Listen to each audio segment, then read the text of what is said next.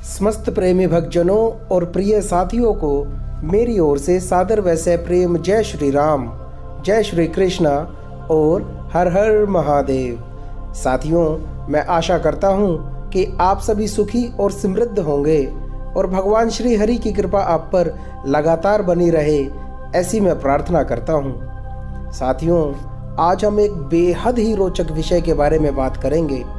यदि मैं आपको कहूँ कि हमारे पास दो दिमाग होते हैं तो आप अचरज में पड़ सकते हैं। एक दिमाग तो हमारे सिर में होता है और दूसरा हमारे उदर यानी पेट क्षेत्र के केंद्र अर्थात नाभि में। जी हाँ दोस्तों, नाभि हमारा दूसरा दिमाग माना गया है।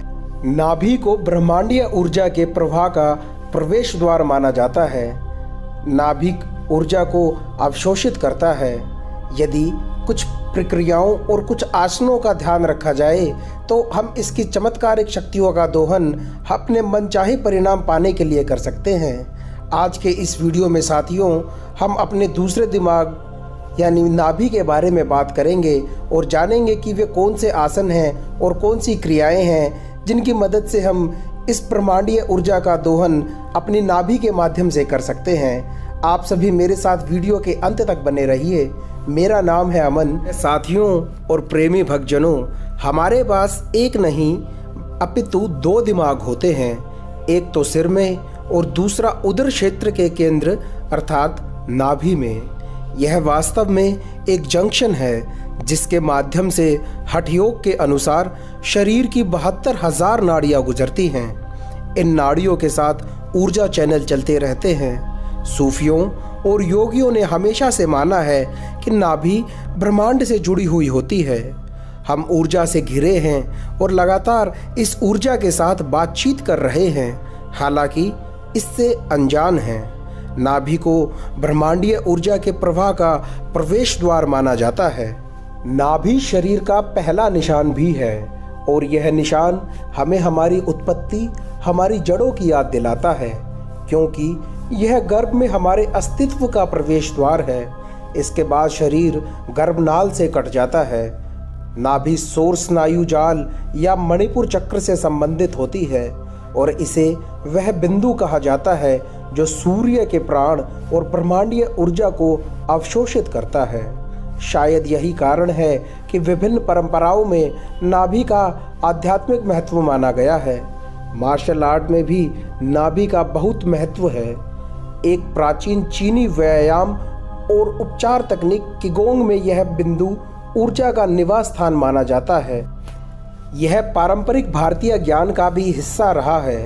दादी नानी को रोते हुए बच्चे की नाभि पर तेल लगाते हुए या नाभि को दबाते हुए और नाभि के चारों ओर हाथ घुमाते हुए तो आप लोगों ने अक्सर देखा ही होगा।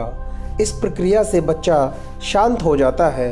योग सूत्र में पतंजलि कहते हैं कि नाभि पर ध्यान केंद्रित करने से पूरे शरीर के ज्ञान को प्रकट करने में मदद मिलती है।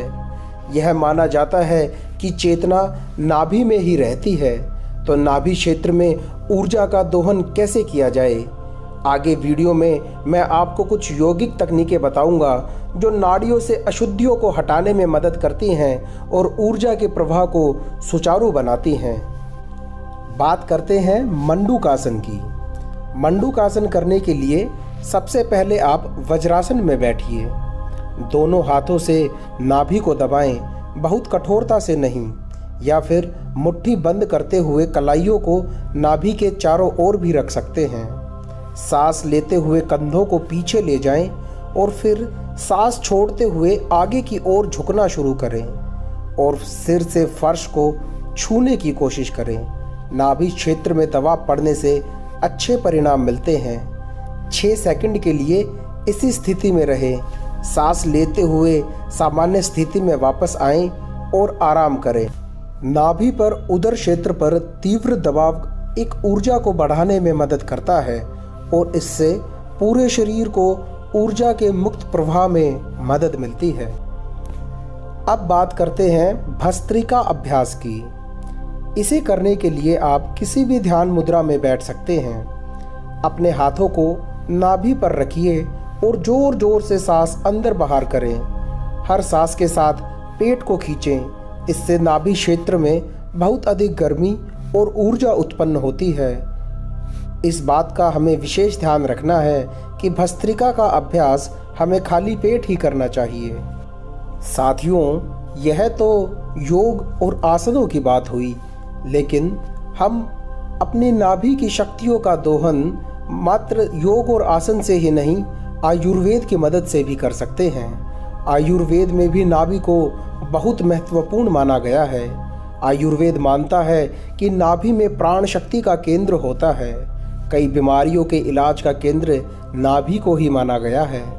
आयुर्वेद में इसे नाभि चिकित्सा के नाम से जाना जाता है। आम बीमारियों में ही नहीं, कई असाध्य रोगों का इलाज भी नाभि में तेल डालकर किया जा सकता है। नाभि में लगाए जाने वाले विभिन्न प्रकार के तेल और उनके फायदों पर आइए एक नज़र डालते हैं। आइए सबसे पहले बात करते हैं नारियल या तिल के तेल की। नारियल का तेल या तिल का तेल लें और इसे गर्म करें। इस तेल को अपनी नाभि पर डालें और घड़ी की सुइयों की दिशा के अनुसार उस क्षेत्र की मालिश करना शुरू करें। दबाव को थोड़ा ही रखें और केवल कुछ मिनट के लिए ही ऐसा करें। यह अभ्यास शरीर की ऊर्जा को सक्रिय करता है, सभी ऊर्जा चैनलों को खोल देता है और शरीर को ऊर्जा अवरोधों से मुक्त बनाता है। सरसों का तेल, सिर दर्द से राहत मिलती है, फटे होंठ ठीक हो जाते हैं और दृष्टि भी ठीक रहती है। बादाम का तेल, बादाम का तेल नाभि पर लगाने से त्वचा को चमकदार बनाने में मदद मिलती है। जैतून का तेल पाचन में सुधार करता है और पीठ दर्द में भी राहत देता है। नीम का तेल, यदि हम नाभि पर नीम का तेल लगाएं तो मुहासे और त्वचा के फोड़ों फुंसियों को ठीक करता है। और अंत में यदि हम नाभि पर घी या मक्खन लगाएं तो त्वचा को मुलायम और कोमल बनाता है। प्रिय साथियों और प्रेमी भक्तजनों, हमारे दूसरे मस्तिष्क यानी नाभि के विषय में यह वीडियो यहीं संपूर्ण होती है। आशा करता हूँ कि अपनी छोटी सी कोशिश के माध्यम से आपको कुछ रोचक और ज्ञानवर्धक जानकारी दे पाया हूँगा। यदि यह वीडियो आपको अच्छी लगी और ज्ञानवर्धक मालूम होती है तो कृपा करके इस वीडियो को और इस ज्ञान को अपने तक सीमित न रखें। इसे अपने परिजनों और सगे संबंधियों तक पहुँचाने के लिए आप इसे अधिक से अधिक शेयर करें। आगे तो आप सभी लोगों की मर्जी है। और साथियों, अब वीडियो उस पड़ाव पर पहुंच चुकी है जहां आपसे विदा लेने का वक्त आ गया है। आप सभी से मैं विदाई लेता हूं और अपनी वाणी को विराम देता हूं। फिर आपसे मुलाकात होगी किसी और रोचक और ज्ञानवर्धक विषय के साथ।